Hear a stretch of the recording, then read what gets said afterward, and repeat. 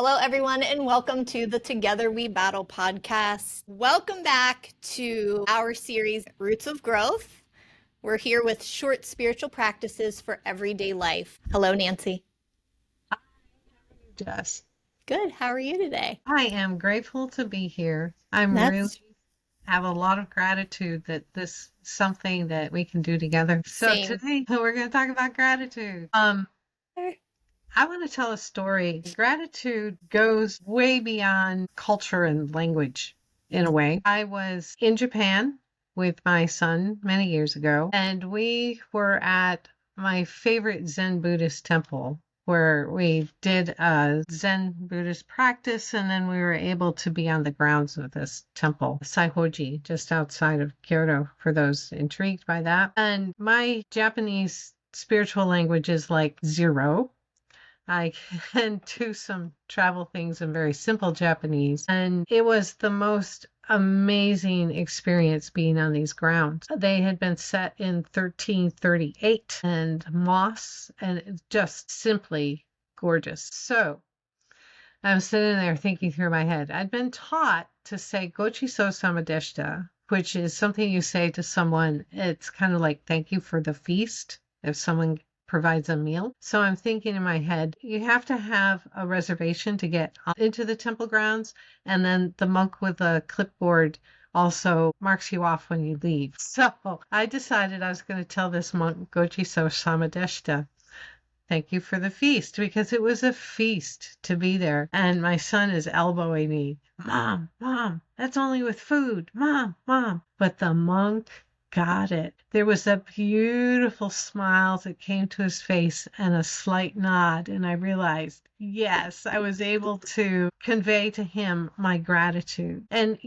gratitude means paying attention to what we're thankful for. So a practice of gratitude helps us to be aware of gifts, of relationships and events and things that are in our lives. And as you're so fond of saying, Jess, to be kind and compassionate towards the world at large. So gratitude can change us. There are scientific studies that gratitude can motivate people for positive changes, right? If you literally count your blessings or write letters of thanks, for example, this can increase your well-being, your health, your happiness. So a fuller, richer life comes from recognizing the abundance around us. So I'm just going to give us a handful of ways that we can practice gratitude. The point is not to say, oh, I'm going to try all of them. The point is, let's try one, or maybe another, or which one works better in a certain situation. There's 365 days in a year, one more for leap year. If your goal is to come up with 1,000 different gratitudes in your life, it only takes writing 3 a day to get to that number. How about that? So get a little journal and write 3 things, and it can be bullet point. I had the best whatever today I've ever eaten. I'm grateful for my kitchen spatula. It can be a person, an event, anything. So that's one thing. Start a gratitude journal. And it could just be little bullet points. Consider ending each day with a thank you. If you have a faith tradition, thank God for at least one thing. Tell God what that meant to you. If you're not of a religious tradition, which is perfectly fine, thank the universe. Another thing is to take time to discern what sorts of things encourage you in thankfulness, and how can you include more of those in your life. That's again, we're thinking of spirituality as awareness, awareness, awareness. So be aware of the things where gratitude bubbles up, and see maybe related things, other things, and you can be grateful to watch that thing happen in somebody else's life. Somebody let me in heavy traffic when I was trying to merge. Well, the person ahead of me was letting 3 cars merge rather than fume. Realized there's got to be some gratitude there. See if you can connect with it. You could write letters or little notes. Email will do. Messages will do. If you think of yourself as having some time to create an expressive art, collage, scrapbook, poem, drawing, sculpture, song, whatever, create a little piece of something to express a gratitude. A more challenging practice is to look at a past or current challenge or hardship in your life.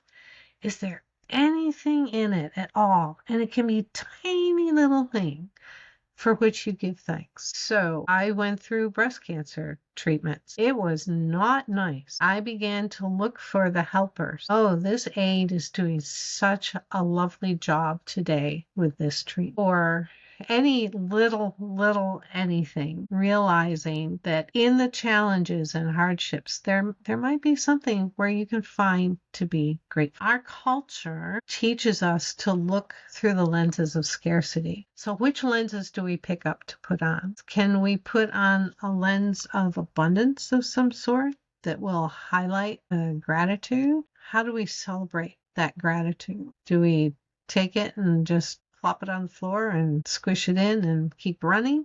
Or do we take a moment to hold it, look at it, and be thankful? And then you can give liberally from your place of gratitude. Consider looking a cashier or a bank teller in the eye, thanking them for being there for you. Yes, it's their job, but it's also their life, a part of their life.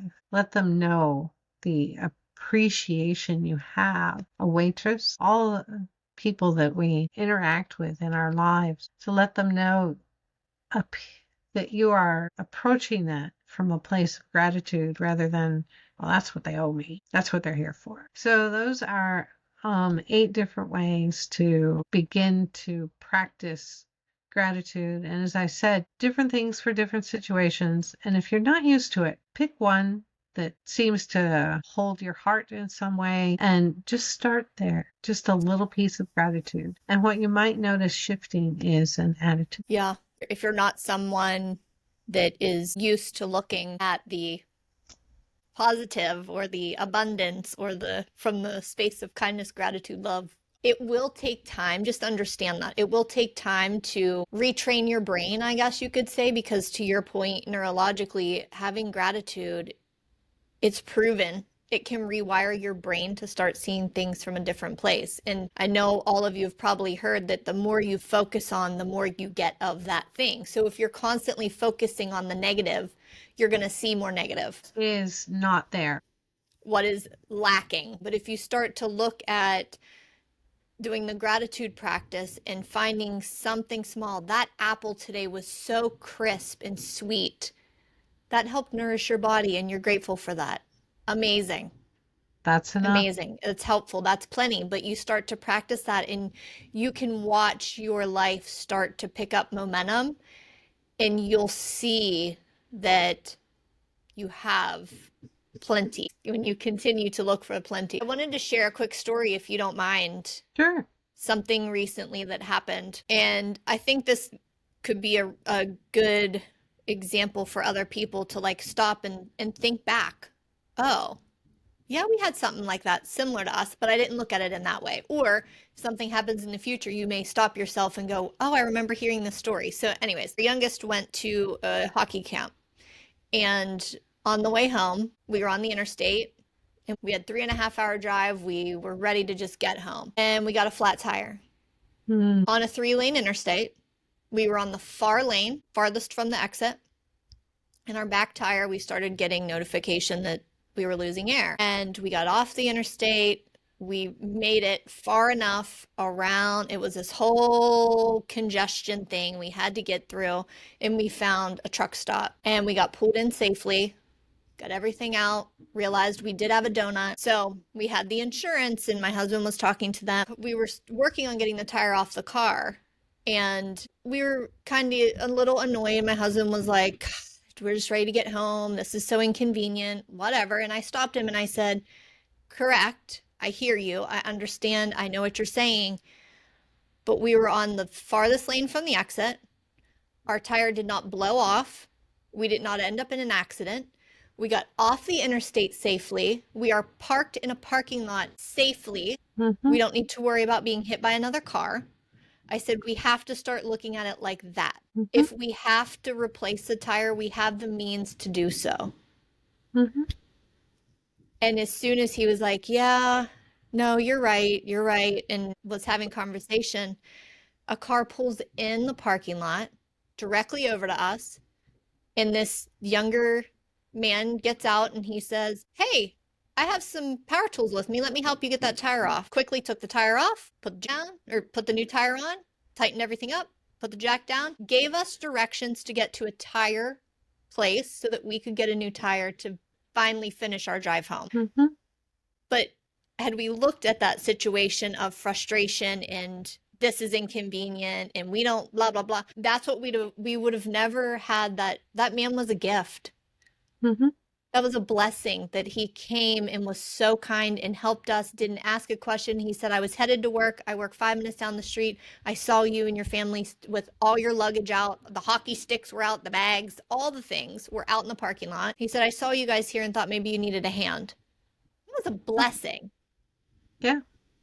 A lot of gratitude. It's the attitude shift as well, because that allows you to receive things differently. Mm-hmm.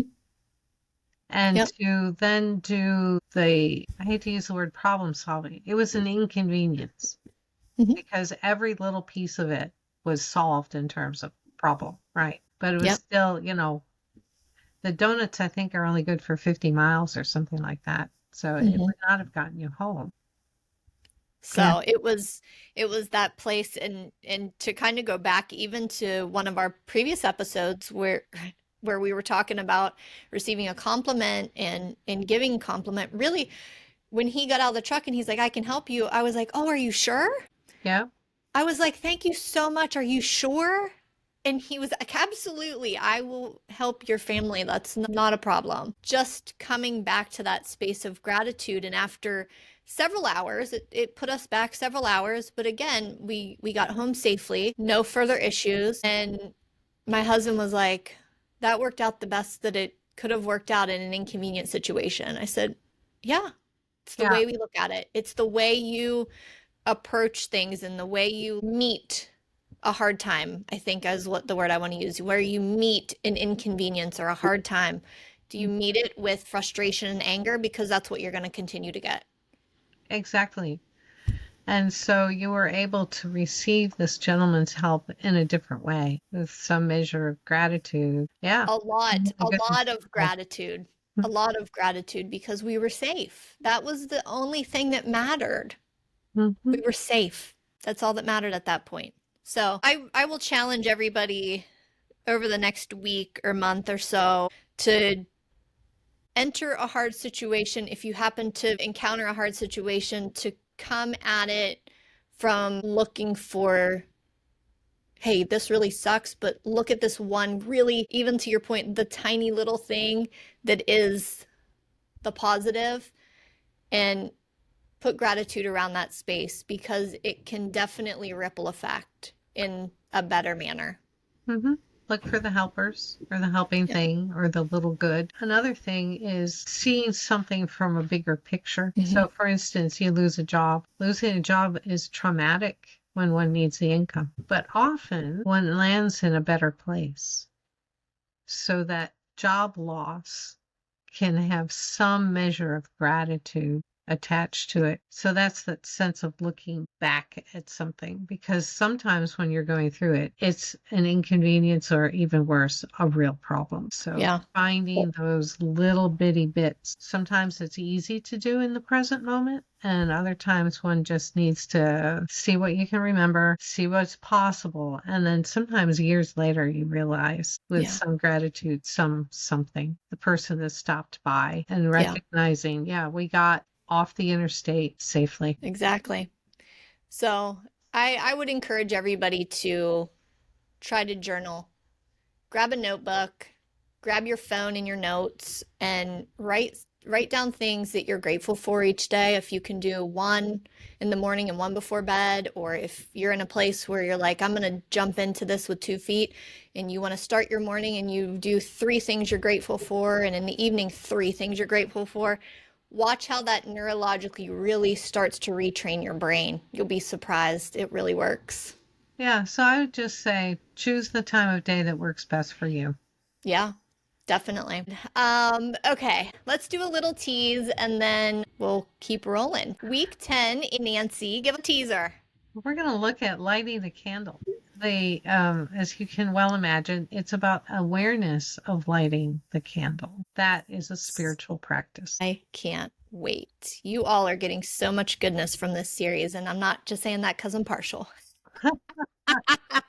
Lots of good stuff coming up and things we've already talked about. So, again, thank you for joining us for this week's Roots of Growth. We hope today's practice gave you a pause, a breath, a gentle rooting in what truly matters. Don't forget to try this week, and if you wish to do so, share on social media with the hashtag Roots of Growth. We look forward to seeing you again next week. Thank you, Nancy. Oh, thank you. Take care.